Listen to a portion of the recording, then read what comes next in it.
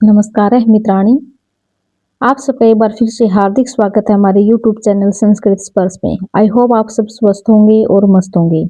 मैं उम्मीद करती हूँ कि आपको मेरी वीडियोस पसंद आ रही हैं और आपका ज़्यादा टाइम भी वेस्ट नहीं हो रहा है। तो आपका ज़्यादा टाइम वेस्ट न करते हम अपनी आज की वीडियो को हम स्टार्ट करते हैं। कल वाली वीडियो में हमने जो हमने परसों वीडियो डाली थी उसके अंदर हमने 12 पर्व कर लिए थे महाभारत के। 12वां पर्व था अपना शांति पर्व। कौन सा था अपना शांति पर्व। आज है अपना 13वां कौन सा है अपना अनुशासन पर्व। विषय वस्तु की दृष्टि से जो यह पर्व भी शांति पर्व से मिलता जुलता, जो आपका अनुशासन पर्व है ये भी शांति पर्व से मिलता जुलता है। इसमें मुख्य रूप से धर्म शास्त्रीय उपदेश का वर्णन किया गया है। अनुशासन पर्व में कितने पर्व हैं? 2 और अध्याय कितने हैं? 168 और श्लोक कितने हैं? लगभग 10,000। अनुशासन पर्व में कितने पर्व हैं? 2 अध्याय कितने? 168 और लगभग कितने श्लोक हैं? 10,000। इसके प्रथम उपपर्व का नाम क्या है? इसका दान धर्म। क्या नाम है? दान धर्म में लगभग 166 अध्याय होने के कारण यह बड़ा भाग है। और दूसरे उपपर्व का क्या नाम है? भीष्म स्वर्गारोहण। ठीक है, भीष्म स्वर्गारोहण में 2 ही अध्याय हैं। ठीक है, 166 तो है पहले वाले उपपर्व में।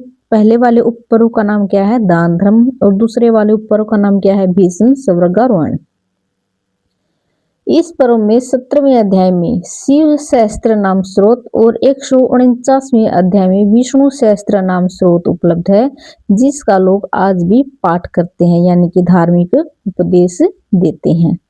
ठीक है, नेक्स्ट है आपका 14वां अश्वमेधिक पर्व। अश्वमेधिक पर्व में जो युधिष्ठिर है वो अश्वमेध यज्ञ करते हैं और अर्जुन 1 साल तक उस अश्व यज्ञ की रक्षा करते हैं। ठीक है, युधिष्ठिर पाप मुक्त होकर पवित्र राजा के रूप में राज्य संभालते हैं। ठीक है, इस पर्व में अनुगीता का उल्लेख है, जिसमें दर्शन शास्त्र का भी समावेश है। अनुगीता को उप पर्व का नाम दिया गया है। इसमें वैष्णव धर्म का भी विस्तार से वर्णन व क्रियाकलाप वर्णित है, इत्यादि घटनाओं का वर्णन है। ठीक है, नेक्स्ट है आपका आश्रम वार्षिक पर्व। आश्रम वार्षिक पर्व, इस पर्व में क्या है आपका 33 तो उप पर्व हैं, 39 अध्याय हैं और 1100 श्लोक हैं। आश्रम वार्षिक जैसा कि नाम से ही है, इसके अंदर धृतराष्ट्र, गांधारी, कुंती और विदुर वन में जाकर यानी कि आश्रम बनाकर अपना निवास स्थान करते हैं। ठीक है, और इसके पश्चात ये जो महाभारत का युद्ध हुआ था, इसके पश्चात जो धृतराष्ट्र है वो 15 वर्षों तक युधिष्ठिर के क्या बने थे? परामर्श दाता बने थे। क्या बने थे? परामर्श दाता बने थे। ठीक है, नेक्स्ट है आपका मौसल पर्व। मौसल पर्व में क्या है आपके केवल 8 अध्याय हैं और 304 श्लोक इसमें वर्णित हैं। 8 तो अध्याय हैं और 304 श्लोकों का क्या है? वर्णन है। ठीक है, मौसल पर्व में जो श्री कृष्ण है उनका भी एक व्याघ्र के द्वारा भ्रमवश के कारण इनका भी मृत्यु की जाती है। और जो 36 वर्षों का राजपाट करने के बाद युधिष्ठिर के, उसके पश्चात में लोग आपस में युद्ध करके समाप्त हो जाते हैं। और जो यदुवंशी का विनाश किसने किया था? मूसल ने। यदुवंशी का विनाश किसने किया था? मूसल ने। और मूसल के विनाश के कारण ही इस पर्व का नाम क्या पड़ा है? मौसल पर्व। ठीक है, मौसल पर्व में क्या है? यह केवल 8 अध्याय और 304 श्लोकों में वर्णित है। इसमें युधिष्ठिर के सिंहासन यानी कि जो सिंहासन आरोहण के 36 वर्षों के बाद परस्पर लोग युद्ध करके समाप्त हो जाते हैं तथा कृष्ण भी एक व्याघ्र के द्वारा भ्रमवश मारे जाते हैं। यदुवंशी के विनाशक मूसल के कारण ही इस पर्व का क्या नाम पड़ा है? मौसल पर्व। ठीक है, नेक्स्ट है आपका महाप्रस्थानिक पर्व। महाप्रस्थानिक पर्व यानी कि प्रस्थान करना, जैसा कि नाम से ये, इसके अंदर जो पांडव है ना उनकी हिमालय यात्रा का वर्णन किया गया है। ठीक है, इसमें 13 तो अध्याय हैं, 114 श्लोक हैं। ठीक है, और एक श्लोक परिसमाप्ति के रूप में है। एक श्लोक किस रूप में है आपका? परिसमाप्ति के रूप में है। यह सबसे छोटा पर्व है। महाप्रस्थानिक पर्व सबसे छोटा पर्व है। इसमें पांडवों की हिमालय यात्रा का वर्णन है। हिमालय पर क्रमशः द्रौपदी, सहदेव आदि गिर जाते हैं तो युधिष्ठिर उनके पतन का कारण बताते हैं। अंत में शरीर सहित स्वर्ग में पहुंच जाते हैं। कौन पहुंच जाता है शरीर सहित स्वर्ग में? युधिष्ठिर। ठीक है, नेक्स्ट है आपका स्वर्ग आरोहण पर्व। इसमें 5 अध्याय हैं, 220 श्लोक हैं। इसमें युधिष्ठिर के स्वर्ग पहुंचने और देवदूत के साथ नरक में जाकर अपने अनुजों का करुणा क्रंदन सुनना, यानी कि जो पांडव थे वो कहाँ पे गए थे, नरक में। आश्वासन पाकर वे दिव्य लोक में जाकर श्री कृष्ण और अर्जुन से मिलते हैं तथा अंत में महाभारत की महानता के उपदेश वर्णित हैं। किसमें? स्वर्गा आरोहण में। ठीक है, जिनको भारत सावित्री कहा जाता है। ठीक है, महाभारत की महानता का उपदेश वर्णित है, उस उपदेश को क्या कहा जाता है? भारत सावित्री। भारत सावित्री यानी कि महाभारत का सार कहा जाता है। क्लियर यहाँ तक? नेक्स्ट है आपका हरिवंश पर्व। यह पर्व परिशिष्ट के रूप में स्वतंत्र ग्रंथ जाना जाता है। इसमें 16,374 श्लोक हैं। इसे भी वैशंपायन ने जन्मेजय को सुनाया था। इसमें कृष्ण के वंश वृष्णि अंधक की कथा का विस्तार से वर्णन मिलता है और इसमें अनेक धार्मिक उपदेशों का उद्बोध है। धवन्यालोक के रचनाकार कौन है? आनंदवर्धन। धवन्यालोक की रचना किसने की थी? आनंदवर्धन ने। कृष्ण द्वैपायन ने महाभारत का हरिवंश पर्व के द्वारा समापन करके शांत रस की क्या की है? पुष्टि की है। ये किसने कहा है? ये कहा है जो धवन्यालोक के रचनाकार है आनंदवर्धन ने कहा है कि जो कृष्ण द्वैपायन है उन्होंने महाभारत का हरिवंश पर्व के द्वारा समापन करके शांत रस की पुष्टि की है। इस तरह हम कह सकते हैं कि जो महाभारत का अंगिरस है वो कौन सा है? आपका शांत रस। ठीक है, महाभारत एक नजर में देखिए। श्लोक कितने हैं? 1,00,000। शैली पांचाली, रस शांत, छंद अनुष्टुप, मंगलाचरण नमस्कारात्मक, नायक श्री कृष्ण। पूछे जा सकते हैं कि महाभारत का मंगलाचरण क्या है? नमस्कारात्मक। छंद क्या है इसके अंदर? अनुष्टुप। रस है शांत, शैली है पांचाली, श्लोक है 1,00,000 और नायक है श्री कृष्ण। ठीक है, जो महाभारत के ऊपर है ना कई ग्रंथ लिखे गए हैं, जैसे शकुंतला उपाख्यान हो गया, राम उपाख्यान हो गया, सावित्री उपाख्यान हो गया। ठीक है, तो वो हम देख लेते हैं। शाकुंतलोपाख्यान यह आदि पर्व के 38 से 74वें अध्याय में अंशावतरण नाम के छठे उपपर्व में उल्लेखित है। ये पूछ सकते हैं कि जो शाकुंतलोपाख्यान है वो कौन से पर्व से लिया गया है? आदि पर्व से। और कौन से अध्याय से लिया गया है? 38 से 74वें अध्याय से। और अंशावतरण नामक छठे उपपर्व में उल्लेखित है। ठीक है, जिसको आधार मानकर महाकवि कालिदास ने अभिज्ञान शाकुंतलम नाटक को लिखा है। क्लियर? नेक्स्ट आपका राम उपाख्यान। यह वन पर्व के 274 से 291वें अध्याय में वर्णित है। इसमें वाल्मीकि की रामायण कथा का संक्षिप्त रूप से वर्णन मिलता है। वाल्मीकि की रामायण कथा का संक्षिप्त वर्णन किसमें मिलता है? वन पर्व में। ठीक है, जिसमें सीता निर्वासन का उल्लेख नहीं है। इस कथा को मार्कंडेय मुनि द्वारा युधिष्ठिर को सांत्वना देने के लिए सुनाया गया था। कौन सी कथा को?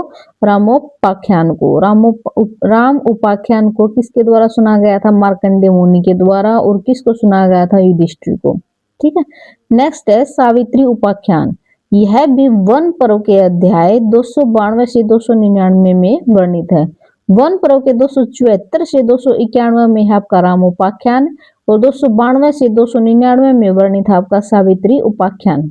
ठीक है, यह आख्यान भी मार्कंडेय मुनि के द्वारा सुनाया गया था, जिसमें राजा अश्वपति की पुत्री सावित्री को स्वयं के वर का अन्वेषण करना था, यानी कि अपने स्वयं के लिए वर को खोजना था।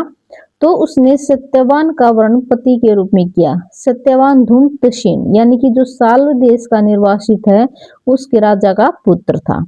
विवाह हो जाने पर पति व धर्म के कारण सावित्री ने न केवल अपने पति की रक्षा की, ठीक है, यमराज से न केवल अपने पति की रक्षा की, अपितु धूम्रसेन की नष्ट आंखें और उसका राज्य भी प्राप्त करवा दिया था। पतिव्रता महानशा के प्रसंग में यह आख्यान प्रसिद्ध है। नेक्स्ट है आपका भगवत गीता। भगवत गीता कहाँ से, कौन से पर्व से ली गई है? भगवत गीता भीष्म पर्व से। कौन से पर्व से? भीष्म पर्व से। कौन से अध्याय से ली गई है? 25 से 42वें अध्याय में। श्रीमद् भगवत गीता का नाम लोकप्रिय रचना। कितने अध्याय इसमें? 18। ठीक है, श्रीमद् भगवत गीता में कुल कितने अध्याय हैं? 18। और कौन से पर्व से ली गई है? भीष्म पर्व से। और कौन से अध्याय से ली गई है? 25 से 42। क्लियर यहाँ तक? ठीक है, ये महाभारत का महत्व तो इतना इम्पोर्टेंट है नहीं। नेक्स्ट करते हैं अपने महाभारत की टीकाएं। महाभारत पर लगभग कितनी टीकाएं लिखी हैं? 36। लगभग कितनी टीकाएं लिखी हैं? 36, जिनमें से कुछ टीकाएं संपूर्ण महाभारत पर हैं तो कुछ टीकाएं विशेष पर्वों पर लिखी गई हैं, परंतु वर्तमान में विशिष्ट टीकाएं उपलब्ध हैं। ठीक है, कौन सी टीका है? देखिए, ज्ञान दीपिका टीका किसके द्वारा लिखी गई है? पहली है आपकी ज्ञान दीपिका टीका किसके द्वारा लिखी गई है? देवबोध या देव स्वामी के द्वारा। ठीक है, नेक्स्ट आपका मोक्षद्रम या फिर शांति पर्व किसके द्वारा? वैशंपायन द्वारा। विष्णु श्लोकी यानी कि दुर्घटात प्रकाशिनी किसके द्वारा? विमल बोध द्वारा रचित। विष्णु श्लोकी किसके द्वारा रचित है? विमल बोध द्वारा रचित। भारतार्थ प्रकाश नारायण सर्वज्ञ। भारतोपाय प्रकाश चतुर्भुज मिश्र। देखिए ये अलग अलग है, एक आपकी भारतार्थ प्रकाश नारायण सर्वज्ञ, एक आपकी भारतोपाय प्रकाश चतुर्भुज मिश्र। ठीक है, नेक्स्ट है आपकी अर्थ दीपिका किसके द्वारा? अर्जुन मिश्र के द्वारा। ज्ञान दीपिका तो है देवबोध के द्वारा और अर्थ दीपिका है अर्जुन मिश्र के द्वारा। लक्ष्मण टीका नारायण तथा वादिराज। ठीक है, महाभारत के सर्वाधिक लोकप्रिय टीकाकार कौन है? नीलकंठ। कौन से हैं? नीलकंठ। इन्होंने संपूर्ण महाभारत पर कौन सी टीका लिखी है? भारत भाव द्वीप यानी कि भारत भाव द्वीप टीका किसके द्वारा लिखी गई है? नीलकंठ के द्वारा। किनके द्वारा? नीलकंठ के द्वारा। यह टीका सबसे ज्यादा प्रसिद्ध है। कौन सी टीका सबसे ज्यादा प्रसिद्ध है? भारत भाव द्वीप, और किसके द्वारा लिखी गई है? नीलकंठ के द्वारा। देखिए हम इसकी कुछ इंपॉर्टेंट सूक्तियां भी हम देख लेते हैं। माता गुरुत्रा भूमि। ठीक है, माता गुरुत्रा भूमि, ये सूक्तियां पूछी जा सकती हैं कि ये पूछ ली गई किससे ली गई है? महाभारत से ली गई है, रघुवंश से ली गई है या फिर रामायण से ली गई है। ठीक है, तो माता गुरुत्रा भूमि यानी कि माता भूमि से यानी कि माता से बड़ी मातृभूमि होती है। ठीक है, भार्या श्रेष्ठतम सखा, जो पत्नी होती है वो सबसे अच्छी मित्र होती है। पुत्रेण दुहिता समा यानी कि पुत्री पुत्र के समान होती है। सर्व धर्मो राजधर्म प्रधान है, सभी धर्मों में राजधर्म प्रधान है। नास्ति मातृ समं गुरुवे यानी कि माता के समान कोई गुरु नहीं है। महाजनो येन गतः स पयो यानी कि जो महामुनि जहां से गुजरते हैं वहीं से जल प्रवाहित होता है, यानी कि महामुनियों का जो मार्ग होता है वो क्या होता है? श्रेष्ठ होता है। ये तो धर्म है तथा जय है, ये तो धर्म है, जहां धर्म है वहीं विजय है, जहां धर्म है वहीं विजय है। अहिंसा परमो धर्म है, जो अहिंसा है वो सर्वोत्तम धर्म है, अहिंसा सर्वोत्तम धर्म है। धर्मे मति भवतु तो, धर्मे मति भवतु तो यानी कि धर्म में बुद्धि स्थिर रहनी चाहिए। सर्वे न जानाति सर्वज्ञो नास्ति कश्चन, सर्वे न जानाति सभी नहीं जानते हैं, सर्वज्ञ नास्ति कश्चन यानी कि सब कुछ कोई भी नहीं जानता। ठीक है, प्रकाश लक्षणा दैवा कर्म लक्ष्म यानी कि लक्षण है, प्रकाश लक्षणा दैवा कर्म लक्षण है यानी कि दिव्य कर्मों के लक्षण स्वयं प्रकाशित होते हैं। आत्मने प्रतिकूलानी प्रेषाम न समाजरित, जो यानी कि जो आपके अनुकूल नहीं है वैसा आचरण दूसरों के साथ भी नहीं करना चाहिए। ठीक है, धारणा धर्मेत्याहु धर्मो धार्यते प्रजा यानी कि धारणा से धर्म कहा जाता है और धर्म करने से प्रजा होती है। ठीक है, देखिए जो हमारा महाभारत वाला टॉपिक था वो आज हमारा कंप्लीट हो गया है। आई होप आपको मेरी वीडियोस पसंद आ रही हैं और आपको समझ में भी आ रहा है। देखिए जो मेरी वीडियो है बिल्कुल छोटी छोटी वीडियो हैं लेकिन एग्जाम ओरिएंटेड है। ठीक है, आपको और कहीं जाने की जरूरत नहीं है, आपको यूट्यूब पर पूरा कंटेंट ये जो आपका संस्कृत का है ये आपको फ्री में उपलब्ध करवाया जाएगा। ये छोटी छोटी वीडियो है, ये आपको बोर भी नहीं होने देती।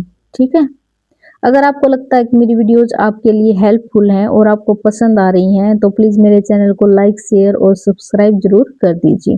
फिर मिलते हैं कल अपने महाकवि के साथ। पहला महाकवि करेंगे हम कालिदास। ठीक है, तब तक के लिए आप सब अपना ध्यान रखना। धन्यवाद।